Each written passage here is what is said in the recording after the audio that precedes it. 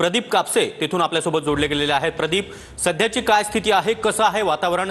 संपूर्ण कार्यकर्ते, दोन्ही पक्षाचे कार्यकर्ते अतिशय उत्साहात पाहायला मिळत आहेत। सागर, अगदी बरोबर आहे। खरं तर मेळाव्याची तयारी वरळी डोम परिसरामध्ये जय्यत पद्धतीने सुरू आहे। मनसे आणि ठाकरे गटाच्या पदाधिकाऱ्यांकडून आज खरं तर मोठी गर्दी जी आहे त्या मेळाव्यासाठी होण्याची शक्यता नाकारता येत नाही। आपण पाहतो की वरळी डोमच्या या प्रवेशद्वारावरती राज ठाकरे आणि उद्धव ठाकरे या दोघांचेच फोटो असलेली कमान जी आहे ती स्वागताची कमान आपल्याला पाहायला मिळते आणि याच्यावरती आपण पाहतोय की आवाज मराठीचा हा आशय जो आहे तो लिहिलेला आहे। एका बाजूला संत ज्ञानेश्वर महाराज, दुसऱ्या बाजूला विठ्ठल रुक्माई ही कमान जी आहे ती स्वागत कमान वरळी डोमच्या परिसरामध्ये लावलेली आहे। मात्र पोलिसांचा चोख असा बंदोबस्त जो आहे तो वरळी डोमच्या परिसरामध्ये असणार आहे। सकाळपासूनच शिवसैनिक त्याचबरोबर मनसैनिक जे आहेत ते वरळी डोमच्या परिसरामध्ये यायला सुरुवात झालेली आहे। आपण पाहतोय की दोन्ही बाजूला दोन्ही कमान जे आहेत ते आपल्याला या ठिकाणी पाहायला मिळतात। या ठिकाणी सगळा पोलिसांचा बंदोबस्त जो आहे तो वरळी डोमच्या परिसरामध्ये आहे।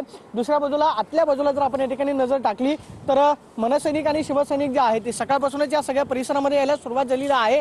आजच्या मेळाव्याकडे संपूर्ण महाराष्ट्राचं लक्ष लागलेलं आहे, ते म्हणजे आज उद्धव ठाकरे आणि राज ठाकरे नक्की काय बोलतात याकडे सगळ्यांचं लक्ष असणार आहे। सध्या आपण पाहतोय की वरळी डोमच्या परिसरामध्ये मनसैनिक त्याचबरोबर शिवसैनिक जे आहेत ते या ठिकाणी जमायला सुरुवात झालेली आहे। मात्र येणाऱ्या शिवसैनिकांना आपण पाहतो की जे प्रवेशद्वार या ठिकाणी बनवलेलं आहे त्यावरती पोलिसांकडून सूचना दिल्या जात आहेत, कारण मोठी गर्दी जी आहे ते वरळी डोमच्या परिसरामध्ये होणार आहे। आतल्या बाजूला जी आसन व्यवस्था आहे ते भरल्यानंतर बाहेरच्या बाजूला सुद्धा मोठी गर्दी जी आहे ते होऊ शकते। आपण पाहतोय की सगळा बंदोबस्त जो आहे तो आपल्याला वरळी डोमच्या परिसरामध्ये पाहायला मिळतोय। मात्र जवळपास 2 दशकानंतर ठाकरे बंधू जे आहेत ते एकत्र येतात। सध्या आपण पाहतोय की बाळा नांदगावकर जे आहेत ते वरळी डोम परिसरामध्ये पोहोचलेले आहेत, त्या ठिकाणी मेळाव्याच्या आधी ते पाहणी करतील। मात्र दुसऱ्या बाजूला आपण पाहतोय की जे शिवसैनिक या ठिकाणी जमलेले आहेत ते शिवसैनिकांची नक्की प्रतिक्रिया काय आहे आपण विचारण्याचा प्रयत्न करणार आहोत।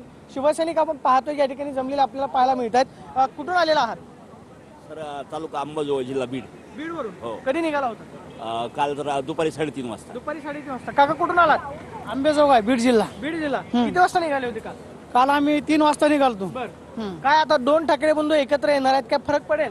आज दिवाळी साजरी करायची नाही।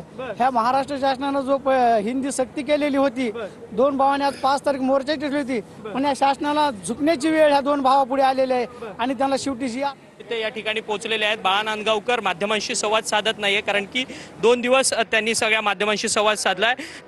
केडिया सारखे हे सगळे ही माणसं नतदर्श लोकांबद्दल आजच्या ऐतिहासिक दिवशी बोलू नका, त्यांना जी काय उत्तर द्यायची ते आपण भविष्यात देऊ।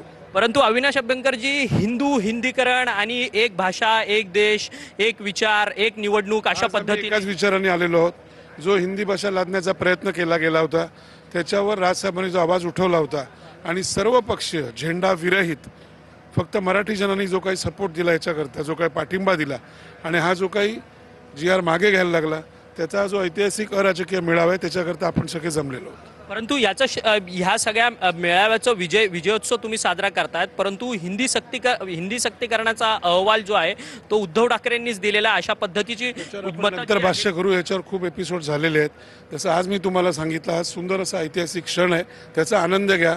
ही अशी जी इतर लोक असतात त्यांच्याबद्दल आता बोलायचं नाही। परंतु ऐतिहासिक क्षण आहे अभ्यंकरजी, परंतु 2 ठाकरे बंधू आज एका विचारांसाठी एकत्रित येतात आहेत, परंतु पुढच्या संपूर्ण राजकीय दृष्ट्या एकत्रित येतील काय याची उत्सुकता लागते। थोडे थांबा ना, थोडी कळ सोसा।